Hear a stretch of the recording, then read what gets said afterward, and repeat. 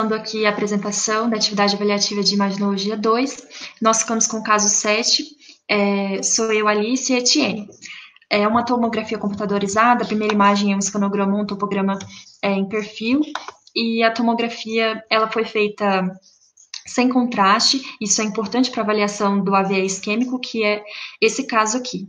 O gemelamento aqui a gente colocou parênquima encefálico. Para visualizar melhor as estruturas, a TC ela foi feita de modo caldo cranial, então do segmento inferior para o superior. Subindo aqui, a gente tem a maxila, o processo palatino da maxila, os seios maxilares, aqui o esfenoide nessa região, as células mastoides, aqui é o bulbo, o vérmix cerebelar, aqui o hemisfério esquerdo do cerebelo e aqui o hemisfério direito. A cisterna magna, que é hipodensa, porque ela contém o líquor, e o líquor ele é composto em sua maior parte por água, então na tomografia ele fica hipoatenuante. Subindo um pouco mais o exame, nesse segundo corte aqui a gente já tem segundo segmento do tronco encefálico, né, nessa direção caldo cranial, e que é a ponte, né? Aqui nós temos o pedúnculo cerebelar, esquerdo e direito, o hemisfério cerebelar, direito e esquerdo, aqui a região do vérmix, que é cerebelar, que vai se projetar para a região do quarto ventrículo, que é aqui. Aqui já é possível ver a artéria basilar, os seios esfenoidais, aqui o esfenoide, asa menor, asa maior, lobo temporal, esquerdo, lobo temporal direito, os seios maxilares, os seios paranasais, o septo internasal. Subindo mais um pouco, nessa imagem aqui já é possível ver os globos oculares, as estruturas vasculares, que eu vou comentar mais adiante, e o terceiro segmento, que é o mesencéfalo, né, do tronco encefálico, o aqueduto do mesencéfalo, a lâmina quadrigêmea, abaixo dela tem a cisterna superior, né, o ambens. Aqui nós temos o uncus do lobo temporal, né, o lobo temporal direito e esquerdo. Passando mais adiante, superiormente aqui, nesse outro corte, a gente tem já o osso frontal, o seio frontal, artéria cerebral média, aqui são cisternas lipóricas, essa região aqui é de terceiro ventrículo, aqui do lado nós temos o tálamo e aqui os núcleos da base, que não dá para visualizar muito nitidamente. Aqui nós temos o esplênio do corpo caloso, os plexos coroides calcificados e a glândula pineal calcificada. Ambos são fisiológicos, essa calcificação.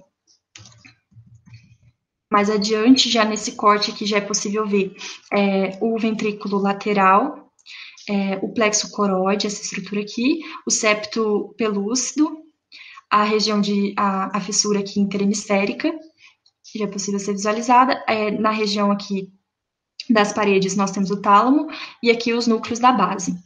Nesse lado direito aqui já é possível ver também a cápsula interna, que é uma região mais hipodensa. Então a perna anterior, o joelho e a perna posterior da cápsula interna. E aqui nós temos a cabeça do núcleo caudado.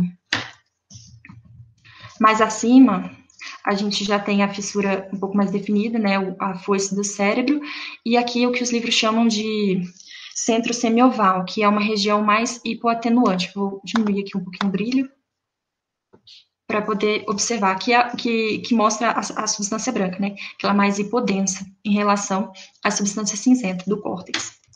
E agora eu vou falar um pouco sobre o polígono de Willis, porque é importante entender essa irrigação do encéfalo. A irrigação encefálica ela é composta pelas artérias carótidas internas, essas aqui, e as artérias vertebrais, essas aqui.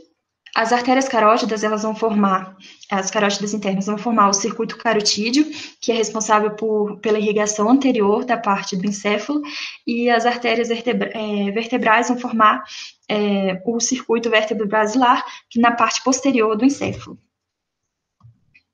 Então, aqui nós temos o polígono de Willis, né, que é uma anastomose aqui dessas artérias. Então, a artéria vertebral, as duas elas vão se fundir aqui na artéria basilar. Aqui nós temos a artéria cerebelar posterior e inferior e a artéria cerebelar anterior e inferior, né? Aqui as artérias da ponte, né, as artérias pontinas, a artéria cerebelar anterior, né, superior, quer dizer, essas aqui são as inferiores. Aqui nós temos a artéria cerebral posterior, a artéria comunicante posterior, a artéria carótida interna, que vai dar origem aqui à artéria cerebral média, aqui a artéria cerebral anterior, toda ela aqui, e a comunicante anterior. No nosso caso, essas estruturas elas são observadas. Nesse corte aqui já é possível ver a artéria basilar, a artéria cerebral posterior. Essa aqui também é a artéria cerebral posterior. Aqui dá para ver saindo da artéria basilar. Aqui é a artéria cerebral anterior, que ela vai subir aqui acima do quiasma óptico. Aqui é a artéria cerebral média direita, e aqui é a artéria cerebral média esquerda. Olá, dando continuidade aqui então à nossa discussão do caso 7, que foi proposto para que eu e a Alice comentássemos.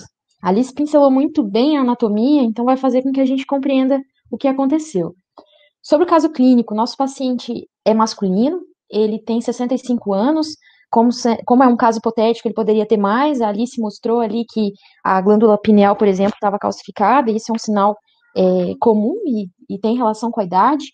Ele também é hipertenso, tabagista, tem raça negra, e todas essas características são epidemiológicas do nosso diagnóstico. E nosso paciente deu entrada no pronto atendimento com rebaixamento do nível de consciência, sem controle postural, com agnosia, afasia, que dificuldade de compreender o que se falava com ele, né? Dificuldade também de pronunciar palavras completas, frases completas. Ele apresentou também paresia dos membros superiores bilaterais, então isso já mostra para a gente uma característica da lesão. E aí a gente entra com o diagnóstico aí de acidente vascular. Os acidentes vasculares, eles podem acontecer de forma isquêmica ou hemorrágica.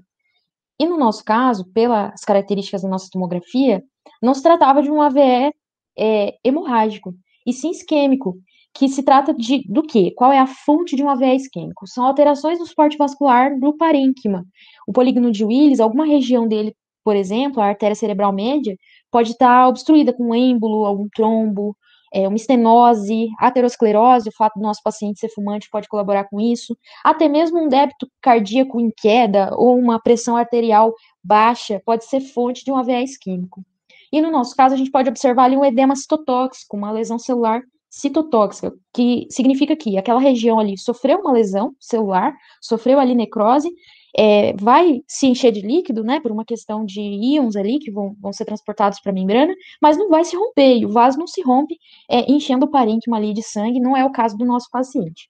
Sobre os achados aqui, a gente consegue perceber que bilateralmente há duas regiões de hipoatenação aqui. Essas duas regiões, uma mais frontal aqui e a outra mais medial aqui, a gente consegue perceber também que não foram grandes o suficiente para haver um desvio da fissura interhemisférica. Então, essas duas regiões aqui, ó, a gente destacou. O que dá para perceber nelas? Um apagamento da divisão entre substância branca e substância cinzenta. Na radiologia, a gente chama isso de fita insular. Isso é um sinal de AVE isquêmico. Outro sinal que é importante destacar é o sinal da hiperdensidade da artéria cerebral medial. A gente consegue perceber aqui, ó, que ela está destacada, mesmo sem contraste. E é interessante falar disso porque a ATC não é feita na primeira hora de atendimento. O paciente vai chegar com todo esse quadro descrito, após cefaleia intensa há um dia, pode também chegar com hiperreflexia, né, nos membros inferiores, e aí não se faz logo. A gente espera, porque a ATC ela é usada para monitorar a extensão ou a sequela do AVE ou a gravidade do caso. E a gente consegue confirmar essa hiperdensidade da artéria usando a ferramenta elipse, porque ela vai dar para a gente a mensuração da unidade de Hansford, que quando é maior que 43, a gente consegue constatar, então, uma hiperdensidade, né, um trombo ali, obstruindo a artéria cerebral, provocando ali, então, o infarto das regiões cerebrais. Então, há destaque para a ferramenta, e essas são as nossas referências. Ficamos à disposição de qualquer contribuição. Obrigada.